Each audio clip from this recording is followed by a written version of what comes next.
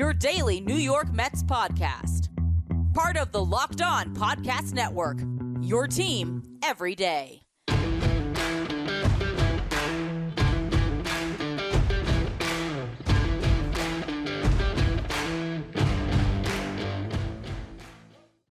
Hello to all you amazing Mets fans. You're listening to Locked On Mets, part of the Locked On Podcast Network, your team every day.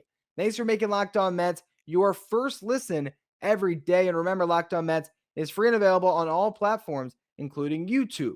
Now, today marks the first day of a 10-part series where I'll be breaking down my biggest disappointments from the 2021 season. And we're kicking things off with Luis Guillorme's injuries. I really feel like Guillorme could have carved out a big role on this team. Unfortunately, he had the worst season of his career when it comes to the injuries. In the first segment, I'll talk about my expectations for Guillorme coming into the year. In the second segment, I'll talk about how things played out with those injuries and how that impacted the Mets. And lastly, in the final segment, I'll talk about what could be different next year and what Guillorme's role could be going into the 2022 season. Before we get to any of that, though, I'm your host, Ryan Finkelstein. If you want to find any of my work, follow me on Twitter at FinkelsteinRyan. You can also find some of my writing about the Mets at justbaseball.com.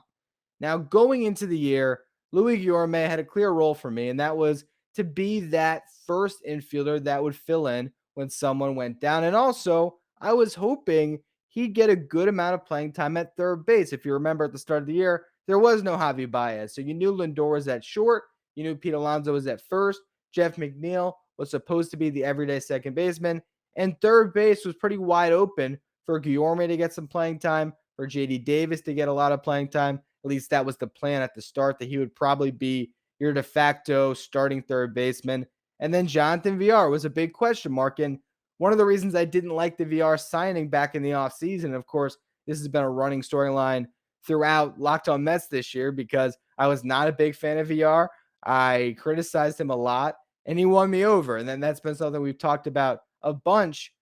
The reason I didn't love Villar is because I love Guillorme so much. I wanted Guillorme out there because, to me, defense matters. And I know everyone wants to see the pop, and they know with Guillorme, he's not going to hit a lot of home runs, if any home runs. He's going to get his singles. He's going to draw his walks. But I really appreciate having someone out there who has that type of a baseball IQ defensively, that can play third base, that can play second, that can play short, and can do a lot of things for you. And I think the best way that I could summarize why I tend to go with defense first over offense first players is because just the sheer amount of time that they're going to be on the field. If you think about it, the average team gets 8 hits a game, and they're averaging 3 walks drawn. So you're talking about 11 guys on base. You get 27 outs. Let's just round it out that each game there's going to be 40 plays that you're going to have to defend on defense. Now, with strikeouts and walks, obviously that number comes down, but there is still 40 players stepping into the box where you're going to have your 8 guys behind your pitcher, and you're trying to field your position. And to me, J.D. Davis, and this was my hypothesis going into the year, would hurt the Mets defensively more than he would add value offensively compared to Guillorme, because I still think Guillorme is a solid offensive contributor. If you go back to 2019, starts off the year 3 for 19, no extra base hits, gets sent back down to Syracuse, and there he has a great season. He hit 307, 412 on base, 452 slugging, had 7 home runs in 69 games, comes back up to the Mets in July for a little bit, had a cup of coffee again, then gets sent back down. And finally, he's there to stay starting August 2019. And down the stretch, he was 11 for 39, had a really nice end of that season. In 2020, Guillorme hit 333, a 426 on base, a 439 slugging, 865 OPS. His walk rate was 14.7%. That is a very good number. His WRC plus in 2020 was 145. Weighted runs created plus is a stat that measures hitters based on a league average of 100. So a 145 WRC plus, really impressive. It was a small sample size, as everything was a small sample size in 2020, but I really felt like there was something there for the Mets. And even though defensive metrics don't jump out when you look at Guillorme, he's not a big leader, an outs above average or defensive runs saved. he's never really gotten that opportunity to play every day. And while I wasn't completely campaigning for him to be out there for 162 games, I really felt like he brought more to the table than a JD Davis. And more importantly, I felt like if anyone went down, if Lindor went down for a couple of weeks, which we saw after the All-Star break, Guillorme was hurt, didn't get to take advantage of that time. Instead, it was Jonathan VR who was playing shortstop every day. If JD Davis went down, Guillorme could have stepped in. If Jeff McNeil went down, Guillorme could have stepped in. And this year, all of that happened. All those guys went out. But Guillorme was on the IL more than he's ever been in his career. And that really did shape. I don't know if I'd say it shaped the Mets season. I don't think that Guillorme changes why the Mets ended up having such a disappointing second half, and why the Mets weren't just this runaway first place team we all expected them to be, looking at the roster coming into the year, and then just looking at the way things started to shake out where they're in first place all that time. I don't think Guillorme really moves the needle that much, and that's why this is number 10 on my list here, because I don't think it made or break. I don't think it was a make or break aspect to this season. But what I will say is, personally, I have a lot of stock in Guillorme. I have campaigned for him to get more playing time and be a big part of the Mets moving forward. And this was a really great opportunity for him to capitalize and show that he can play every day in a pinch. And it's just unfortunate to me that he didn't get that opportunity, because I think he would have impressed a lot of people. And I think that there's a lot of other guys that did a lot with their opportunities this year in Guillorme's absence. And I just think that it has changed the way we look at Guillorme moving forward. Is he a guy that's 100% on the roster next year? I don't know if he is. And that just comes down to the fact that he wasn't around enough this year to prove what he can bring to this team. I still think he'll be there, but he's certainly more expendable than he could have been. I think if he had gotten more opportunities, if he had been healthy, he would have impressed a lot more. And if he had been on the field, he might have even produced more offensively than he ultimately did, because he had such a jumbled season in and out of the lineup. And then when he did come back, there wasn't a clear role for him, especially down the stretch after the All-Star break here. But what we're going to do in just a minute, I will go through all the guys that got playing time in his absence and talk about how the season played out without Guillorme on the field. But before we get to any of that, I want to tell you about an incredible app that everyone who buys gas needs to know about, and it's called Get Upside. My listeners are making up to 25 cents for every gallon of gas every time they fill up. All you have to do is download the free Get Upside app in the App Store or Google Play right now and use the promo code BASEBALL to get a bonus 25 cents per gallon on your first fill up. That's up to 50 cents cash back. Don't pay full price at the pump anymore. Get cash back using Get Upside. Just download the app for free and use the promo code BASEBALL to get up to 50 cents cash back per gallon on your first tank. Some people who drive a lot are making as much as $200 to $300 a month in cash back. There's no catch. The cash back gets added right to your account. You can cash out anytime to your bank account, PayPal, or through an e-gift card for Amazon or other brands. Just download that free Get Upside app and use the promo code BASEBALL.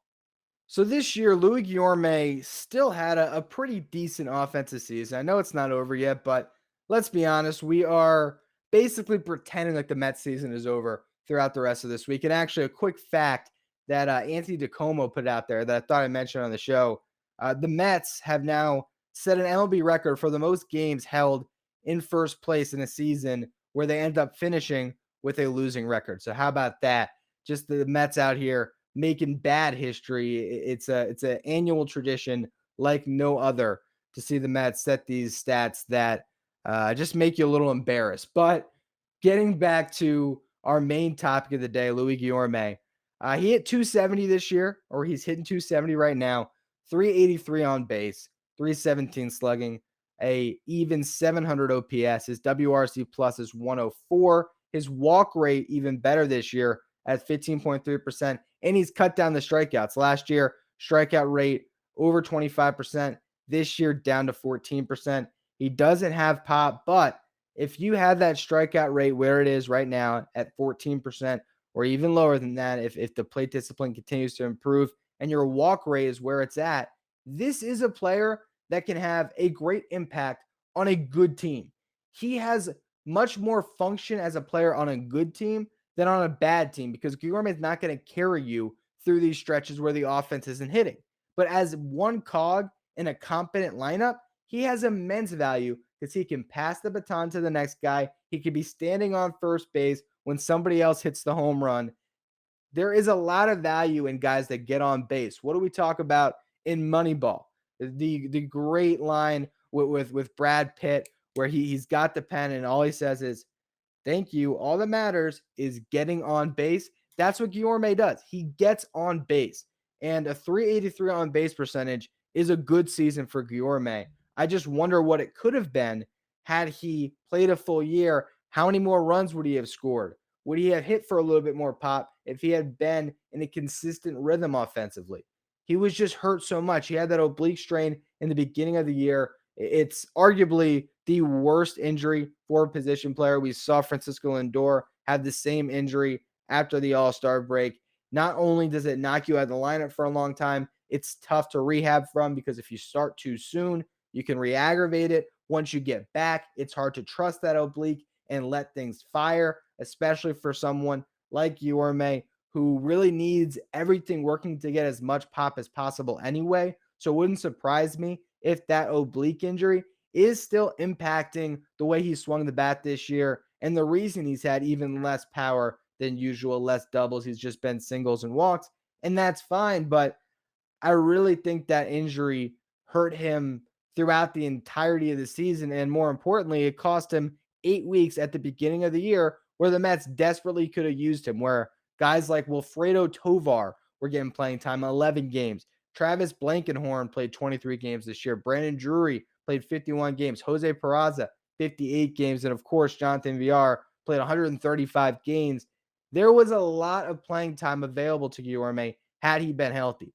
But he gets hurt with the oblique. Then later in the season, he has a pulled hamstring.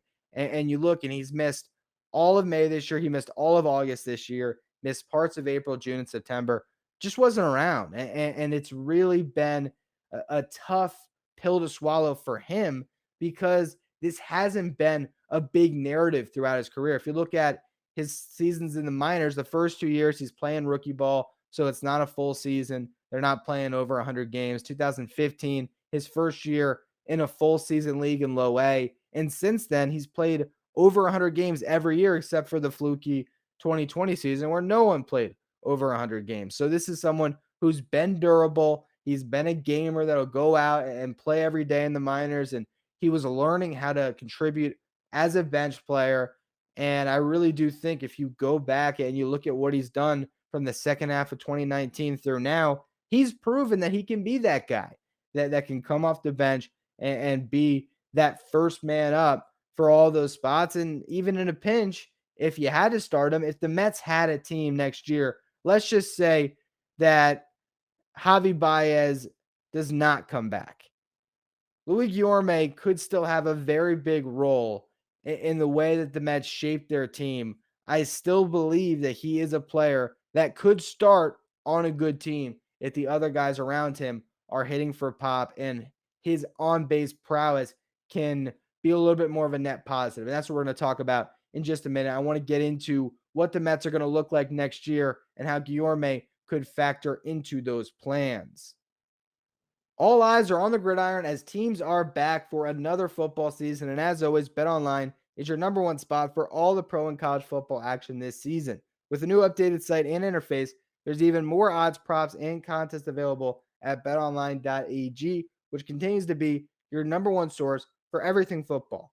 Head to the website or use your mobile device to sign up today and receive your 100% welcome bonus. That's double your initial deposit just for signing up. Don't forget to use the promo code NFL100 to get that welcome bonus. From football, basketball, boxing, right to your favorite Vegas casino games. Don't wait to take advantage of all the amazing offers available for the 2021 season. BetOnline is the fastest and easiest way to bet on all your favorite sports. BetOnline, your online sportsbook experts.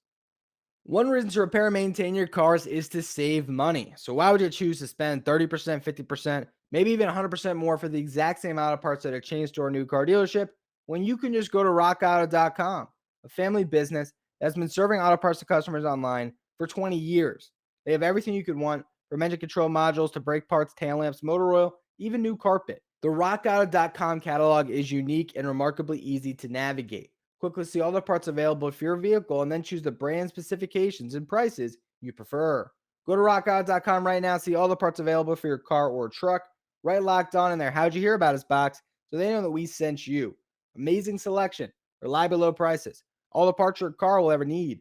rockauto.com. So right now, when it comes to the Mets free agency, there's still two big shoes that have to drop: Javier Baez and Michael Conforto. And whether those guys come back will really impact the rest of the team. And of course, you still have free agency and other moves that can be made. But let's just say Baez and Conforto are back next year. Well, I don't know what else the Mets are going to do to improve this team. I mean, that to me signals, all right, we're going to run it back and try again. There's a lot of questions about Dominic Smith and JD Davis, and those are things that might have to get solved this offseason. Not sure if the Mets are planning on maybe selling low on those guys, if they want them to come back next year, continue to be square pegs and round holes, and just try to once again go through that process. And this is maybe a little bit of foreshadowing for other disappointments this season I'll be covering on this show over the next couple of weeks. But when it comes to Guillorme, he's a malleable piece. He can be your starting second baseman. He can be your starting third baseman. He can be your utility infielder, where he is the first guy up to play all these different positions. Or he can theoretically be in Syracuse if you really built out your depth to that point. There's a lot the Mets could do with Guillorme. When it comes to his value, it is always predicated on the defense and what he can bring there. And still, I think that there is a world where we aren't so focused on the home runs, where Luis Guillorme would have been a starting second baseman on most teams, and he'd be set and forget it. I mean, there was a time in baseball where Guillorme would be your number two hitter.